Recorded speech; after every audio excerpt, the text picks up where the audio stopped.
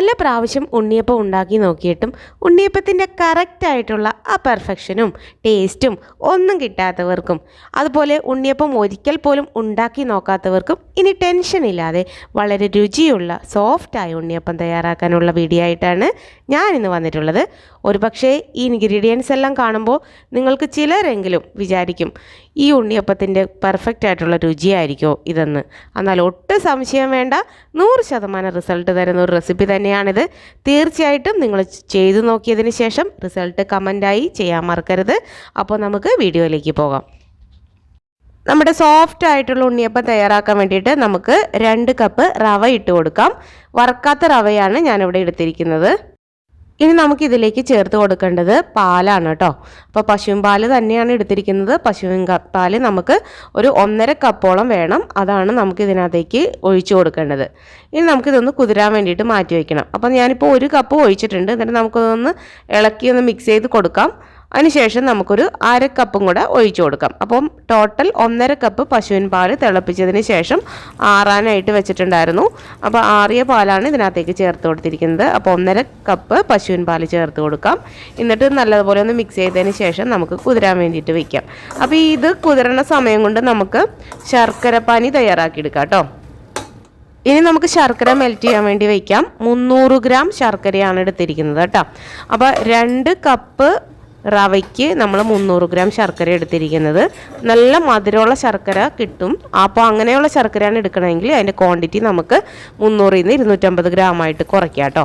ഇതിപ്പോൾ മധുരം അധികം ഇല്ലാത്തത് കൊണ്ടാണ് ഞാനിങ്ങനെ ചേർത്തിരിക്കുന്നത്. ഇനി നമ്മൾ എടുത്ത മെഷറിംഗ് കപ്പിൽ തന്നെ 1/4 കപ്പ് വെള്ളം കൂടി ഒഴിച്ചിട്ട് നമുക്ക് ശർക്കര നന്നായിട്ട് മെൽറ്റ് ചെയ്യാൻ വേണ്ടിയിട്ട് വയ്ക്കാം. അപ്പോൾ അതേ ശർക്കരയൊക്കെ നല്ലതുപോലെ മെൽറ്റായി വന്നിട്ടുണ്ട്. ഇനി നമുക്ക് ചെയ്യാനുള്ളത് ഫ്ലെയിം ഓഫ് ചെയ്തതിന് ശേഷം നമുക്ക് ഇതൊന്ന് ചൂടാറാൻ വേണ്ടിയിട്ട് മാറ്റി വയ്ക്കാം. അപ്പം ഈ ശർക്കര ചൂടാറാൻ എടുക്കുന്ന സമയം കൊണ്ട് തന്നെ നമ്മൾ റവയ്ക്ക് അത്യാവശ്യം നന്നായിട്ട് കുതിർന്ന് വരികയും ചെയ്തിട്ടുണ്ടാവും. അപ്പോൾ അതാണ് അതിൻ്റെ കറക്റ്റ് പാകം എന്ന് പറയുന്നത്.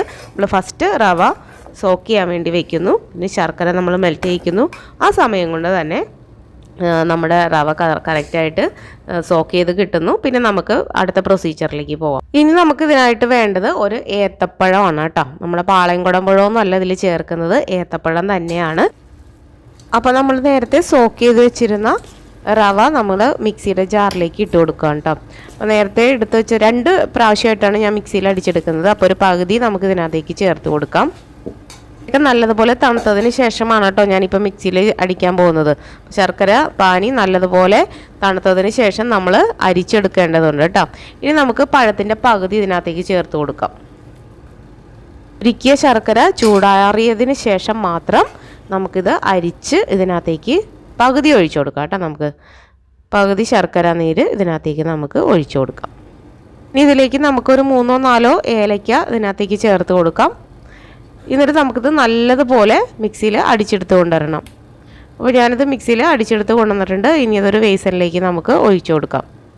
ഇതുപോലെ ബാക്കിയിരിക്കുന്ന മാവും നമുക്ക് അടിച്ചെടുത്ത് കൊണ്ടുവരാം.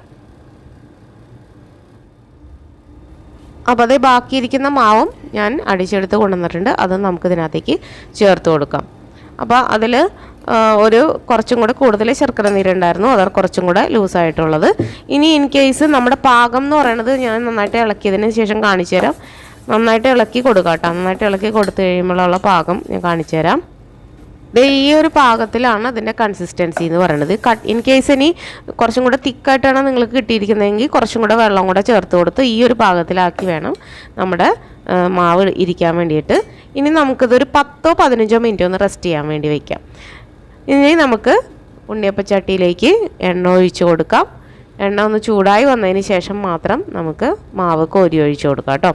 അപ്പോൾ നമ്മൾ ആദ്യം ഇതൊന്ന് റെസ്റ്റ് ചെയ്യാൻ വേണ്ടിയിട്ട് മാറ്റി വയ്ക്കാം കേട്ടോ. അത് റെസ്റ്റ് ചെയ്യണം. ഒരു 15 മിനിറ്റ് റെസ്റ്റ് ചെയ്താൽ കുറച്ചും കൂടെ നല്ല സോഫ്റ്റ് ആയിട്ട് കിട്ടും. അപ്പോൾ തന്നെ ഉണ്ടാക്കുന്നതിന് കുഴപ്പമൊന്നുമില്ല.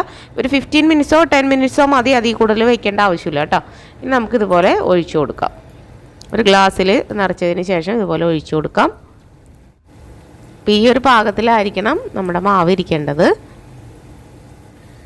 1 മിനിറ്റ് കഴിയുമ്പോഴേക്കും നമുക്കിതൊന്ന് തിരിച്ചിട്ട് കൊടുക്കാം കേട്ടോ, ഓരോന്നോരോന്നായിട്ട്.